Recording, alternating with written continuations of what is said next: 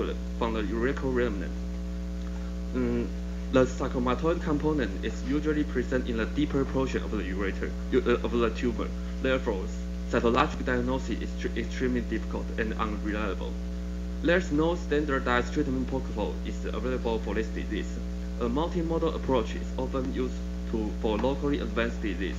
Chemotherapy has been the mainstay of treatment of metastatic disease. However, the response rate have varied. TURBT or partial cystectomy carries very high risk of incomplete tumor removal. Or suggests for going TURBT, proceed direct to cystectomy. For T1 disease, radical cystectomy plus rather than intravesical therapy is suggested. For MIBC, multimodal therapy, including radical cystectomy, is suggested.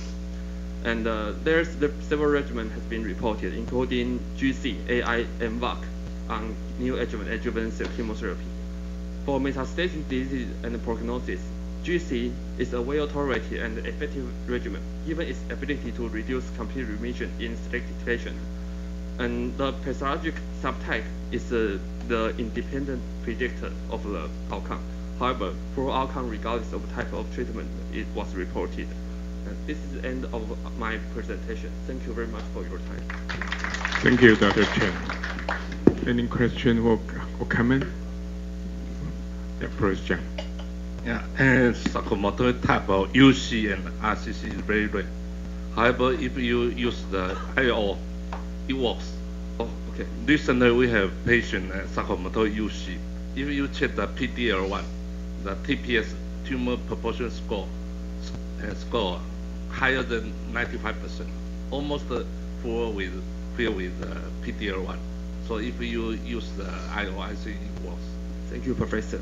Since our case number is very small, we will try IO next time. Thank you very much. Thank you, Professor Chang, for your very precious share of experience. Yeah. Because our time is limited, so we will proceed to the next topic. Dr. Xu from Kaohsiung Medical University, Taiwan. His topic is microRNA 145 regulated invasion by targeting ARF6 in upper tract UC. Please. Good morning, Professor, Doctor, and everyone. I'm Wei-Yu. I'm a PhD student from Kaohsiung Medical University. Today, I want to talk about some of our research. The topic is microRNA 145 regulated invasion in UTUC by targeting ARF6. ARF6 is a small GTP-PAS protein, and it can regulate plasma membrane transport and intracellular active remodeling. And ARF6 was reported in many cancers, can promote tumor invasion and metastasis. However, the role of ARF6 in UTUC have not been studied. And in our study, we found the ARF6 expression is higher in UTUC tissues compared to the adjacent normal tissues. And in vitro study, we used two UTUC cell lines. BFTC909 is a specific tumor cells in Taiwan, and the UMUC40 was purchased from the ECACC. And in our Western blot data show that the BFTC cell line have higher EMT marker expression compared to UMUC40. And the next study to investigate the role of ARF6 in UTUC cells. So we use ARF6 siRNA to reduce the ARF6 expression, and the data found that it can reduce it can inhibit tumor migration and the invasion and the EMT marker expression. And then we use software and found that MIR145 may regulate the ARF6 expression. And the MIR145 is a well-known tumor suppressor MIR in many cancers. However, the role of MIR145 in UTUC has not been studied. And in our data show that MIR-145 expression is lower in UTUC tissues. And in addition, we overexpression MIR-145 in UTUC tissues and found that it can inhibit the tumor cell migration and invasion.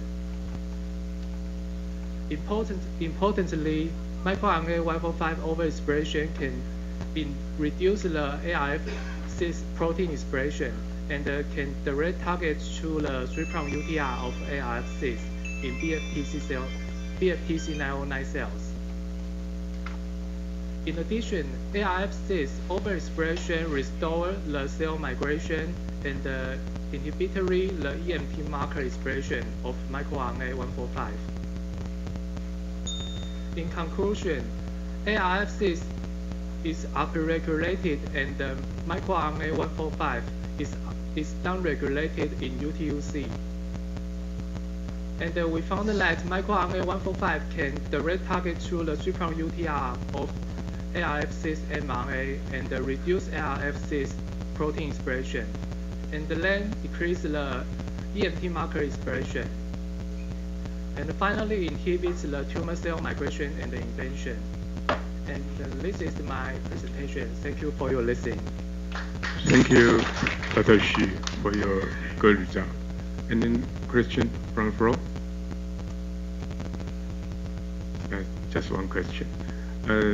ARF6, can you localize the ARF6 protein? Maybe it's under cytomembranes or ER? Yeah. This study we have not yet studied to this area. Yeah, because we know that the ARF6 maybe is localized under ER, and we during the progression or the progression or some stress on the tumor cells, it will be activate. So maybe you can use some electron microscope to watch the localized ER, the ARF6. Yeah.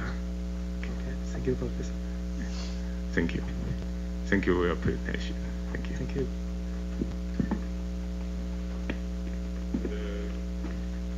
Now let's proceed to the last topic. That's Dr. Fan. It's from Changhua Christian Hospital, Taiwan. This topic is robotic-assisted laparoscopic radical prostatectomy with risk-sparing method in patients with locally advanced and high-risk prostate cancer. Preliminary experience in a single institute, please. Thank you. Good morning, everyone. My name is Wang Yun, and I'm from Changhua Christian Hospital. Today, I'm glad to share with you our experience of performing radiation-sparing robotic-assisted radical prostatectomy in patients with high-risk prostate cancer.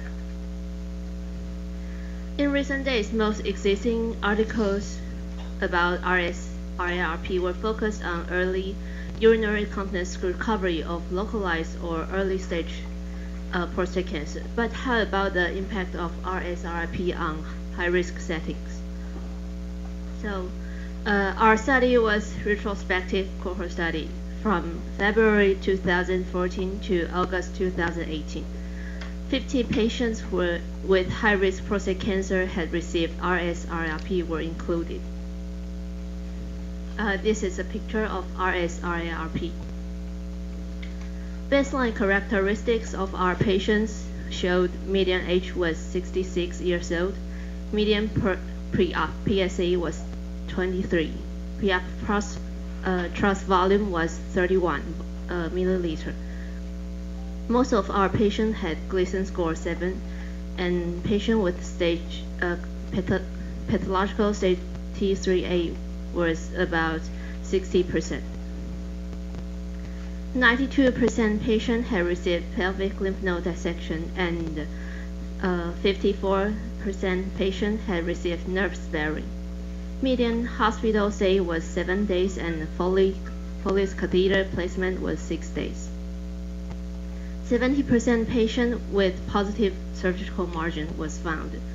Median PSA net was 0.01. About 27% patients had received adjuvant therapy or salvage therapy. Our results showed overall continence rate can achieve over 80% at post-op 3 months. We also split patients into 2 groups, with or without adjuvant therapy. We found that there was no significant difference between 2 groups, and both groups had achieved over 80% at post-op 3 months. And biochemical recurrence-free survival rates stay over 90% at post-op 24 months. So our conclusion is that RS-RARP is a safe and feasible procedure for high-risk prostate cancer. We found no difference of urinary continence recovery rate between adjuvant and non-adjuvant treated high-risk prostate cancer. So that is, early restoration of urinary continence may prevent high-risk prostate cancer patients from further delaying of continence recovery by radiohormonal therapy. But there was limitations in our study, like patients' number and follow-up period. So for further prospective randomized study with high risk with higher patient number is necessary. Thank you. Thank you, Dr. Frank. Any question, please?